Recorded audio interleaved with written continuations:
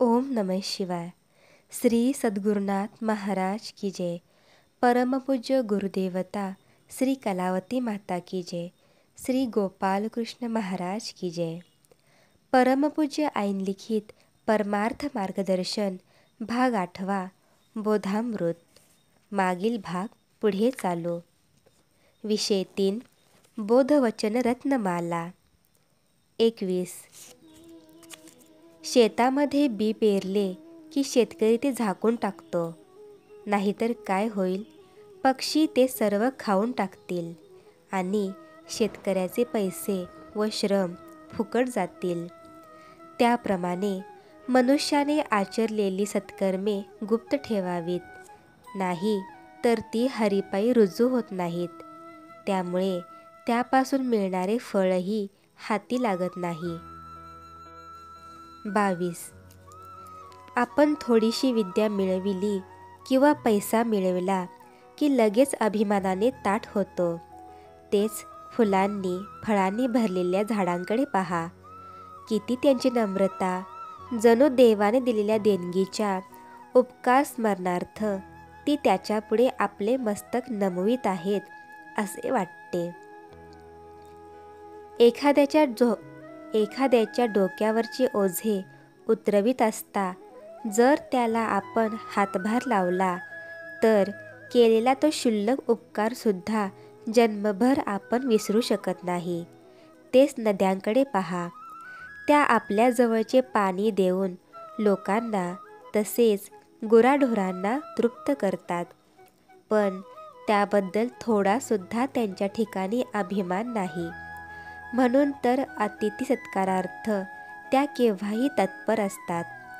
वरून वर्षाकाळी पाऊस पडतो, सूर्य दिवसा प्रकाश देतो, रात्री चंद्रमा चांदणे पेरतो, समुद्र आपली सीमा उल्लंघित नाही। या सर्वाला कारण काय? तर परमेश्वर आपला मालक असून आपण त्याचे सेवक आहोत, याचा त्यांना क्षणभरही विसर पडत नाही। त्यामुळे त्यांच्या सेवेत कधीच चुकारपणा दिसून येत नाही किंवा खंडही पडत नाही। 23 मनुष्य ऐहिक सुखप्राप्तीच्या अपेक्षेने सतत प्रयत्न करीत असतो, पण इच्छा पुरविणारा जो परमेश्वर त्यालाच तो विसरून जातो। त्यामुळे त्याची इच्छा सफल होऊ शकत नाही। मनुष्याने आपली इच्छा परमेश्वराच्या चरणी वाहून सोडावी।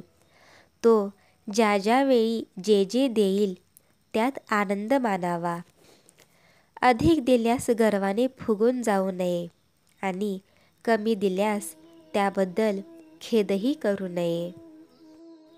24 कळसूत्री बाहुल्या उठतात, बसतात, नाचतात किंवा आवाज करतात। तो खेळ पाहत असता आपणास मोठी गंमत वाटते, पण त्या सर्वांचे सूत्र ज्याच्या हातात आहे तो सूत्रधारी पडद्याच्या आड असतो। त्यामुळे त्याच्या सामर्थ्यानेच हा खेळ चाललेला आहे हे आमच्या लक्षात येत नाही। त्याप्रमाणे या जगदांगणात कोण भाड्याच्या घरात तर कोण स्वतःच्या घरात राहतो, कोण दोनदा जेवतो तर कोणाला एकदाही खायला मिळत नाही, कोणाच्या अंगावर भरजरी कपडे तर कोणाच्या अंगावर फाटके कपडे, कोण बारशात तर कोण मुंजीत, कोण लग्नात तर कोण दिवाळसणात गुंतलेले, एक आजारी म्हणून विव्हळतो तर दुसरा कोणी मेला म्हणून रडतो, कोणाची चिंताग्रस्त मुद्रा तर कोणाची भीतीग्रस्त मुद्रा, कोणाची गंभीर मुद्रा तर कोणाची आनंदित मुद्रा दिसते, कोणी बसला आहे तर कोणी उभा आहे, कोणी चालत आहे तर कोणी धावत आहे, कोणी देत आहे तर कोणी घेत आहे, कोणी फसवीत आहे तर कोणी फसत आहे, कोणाचा रंग गोरा तर कोणाचा काळा, कोण उंच तर कोण ठेंगणा, कोण कामाच्या अधीन तर कोण क्रोधाच्या अधीन, कोणाला लोभ खेचतो तर कोणाला मोह खेचतो, कोणी पैशाच्या मागे तर कोणी कीर्तीच्या मागे, कोण अभिमानात दंग, तर कोण हरिनामात गुंग, असे नाना प्रकारचे चाललेले खेळ आपण सारखे पाहतो. पण ह्याचा सूत्रधारी परमेश्वर जो गुप्तपणे हृदयात वास करून आहे, त्याच्याकडे मात्र आमचे मुळीच लक्ष जात नाही. बाहुली कळसूत्र्याला जाणत नाही हा तिचा अन्याय नाही, पण देवाने आम्हाला स्वतःला जाणण्याची बुद्धी दिली असून सुद्धा आम्ही त्याला विसरून जात आहोत, हा मोठ्यातला मोठा अपराध आहे. हेच भवबंधनाचे मूळ होय. 25. आपणास ज्या पिकाची आवश्यकता असते तेच धान्य जसे आपण शेतात पेरत असतो, त्याप्रमाणे देवाचे प्रेम जर आपणास मिळावे तर प्रथम आपण त्यास प्रेम दिले पाहिजे. 26. वास्तविक देवाच्या दर्शनार्थ देशोदेशी फिरावे लागत नाही किंवा अन्य काही करण्याची जरुरी नाही. फक्त अस्त्याच्या ठिकाणी झालेली जी सत्याची कल्पना ती बाजूला सारली की आपण जेथे असू तेथेच देव दर्शन देतो. 27. गारुड्याचा खेळ पाहून आश्चर्यचकित होणारे लोक जगात असंख्य आहेत, परंतु परमेश्वराने निर्माण केलेल्या सृष्टीतील लहान सहान वस्तूतही प्रगट होत असलेले कौशल्य पाहून कौतुक करणारा मनुष्य मात्र क्वचितच आढळतो. 28.